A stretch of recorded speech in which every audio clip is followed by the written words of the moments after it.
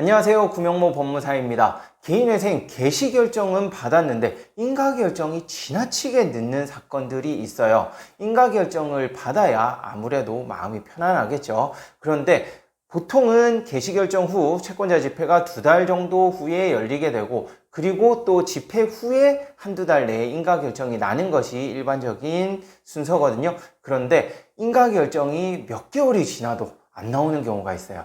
보통 채권자가 이의신청을 하면서 이 이의신청에 대한 답변서가 들어가게 되고, 답변서를 법원에서 또 검토한 후에 인가결정을 내리기 때문에 이렇게 채권자가 이의신청을 많이 하면 인가결정이 되게 늦어질 수가 있거든요. 이번 시간에는 이렇게 인가결정이 늦어지는 대표적인 사유에 대해서 설명드릴 테니까 이번 영상 보시고 너무 걱정 안 하셨으면 좋겠습니다.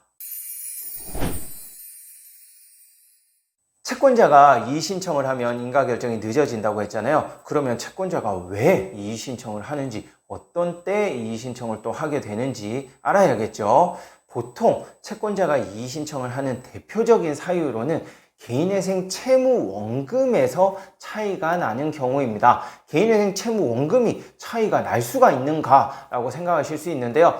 보통 대출을 받았다면 채무 원금의 차이 나는 경우는 거의 없어요. 왜냐하면 개인회생을 하는 시점에 부채증명서를 발급하면 거기에 원금이자 써있죠. 그리고 그 후에 다시 대출을 받을 리는 없잖아요. 그러니까 이자가 늘어날 수는 있겠지만 원금이 늘어나는 일은 없어요. 하지만 신용카드를 사용했을 때는 얘기가 달라집니다. 신용카드를 개인회생 직전까지 사용했다. 그렇다면 이 직전에 사용한 채무 원금은 부채증명서에 바로 반영이 되지가 않아요. 며칠 걸리기도 하거든요. 이러한 경우에는 부채증명서 발급받은 시점에 채무 금액과 그 이후에 신용카드 대금이 남아있는 것이 있겠죠. 이 차이가 발생하게 됩니다. 따라서 이때에는 개시결정문을 채권자가 받아보고 채무 원금을 확인해 봤는데 다 반영 안 됐네? 이렇게 되면 이의신청을 하는 거예요. 채무 원금이 다릅니다 라고. 이자는 상관이 없습니다. 어차피 다 탕감받는 거기 때문에 이자는 늘어나도 전혀 상관이 없는데, 원금 같은 경우에는 채권자가 배당받는 금액에서 차이가 발생하기 때문에 채권자 입장에서 무조건 이의신청을 하는 거예요. 이렇게 이의신청을 하게 되면 저희가 대리인이 변제계획안을 수정하고 다시 법원에 제출하고, 그걸 또 법원에서는 채권자에게 송달을 하거든요. 그러면은 이러한 시간이 또 걸리게 되겠죠. 이렇게 하면서 늦어지게 되는 게 있고요. 또 채권이 양도되거나 매각되는 경우에도 이의신청 절차를 거치게 됩니다.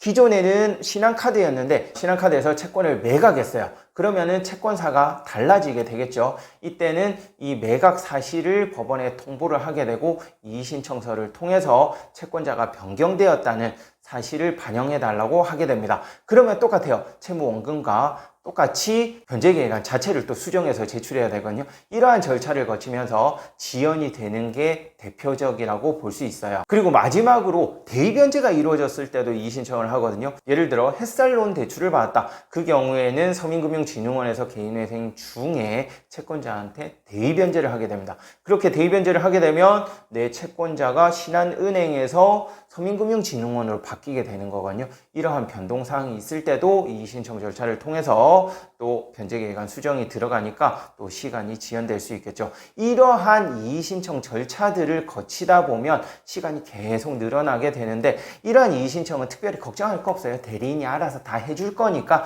다만 인가결정이 조금 늦어진다라고 생각하시면 될 것 같고, 문제되는 경우는 보통 개인 채권자입니다. 개인 채권자분들이 이의신청을 하게 되면 거기에 대해서 답변을 하게 되고 또 재반박이 있고, 그렇게 되면 상당히 오랜 기간 동안 인가결정이 안 나는 사례도 있습니다. 그러니까 혹시라도 인가결정이 늦어진다 하면 불안하다 생각하지 마시고 대리인한테 물어보세요. 대리인한테 물어보시면은 어떤 절차를 통해서 진행이 되고 있고 언제쯤 인가가 날 거다라고 설명을 해줄 거예요. 그러니까 너무 불안해하지 마시고 마음 편하게 기다리시면 인가결정은 다 나오게 되어 있습니다. 네, 이번 시간에는 개인회생 인가결정이 늦어지는 사유에 대해서 설명드렸는데요. 이번 영상 보시고 또 궁금한 사항이 있으시면 위 번호로 언제든지 연락 주시기 바랍니다. 이상 구명모 법무사였습니다. 감사합니다.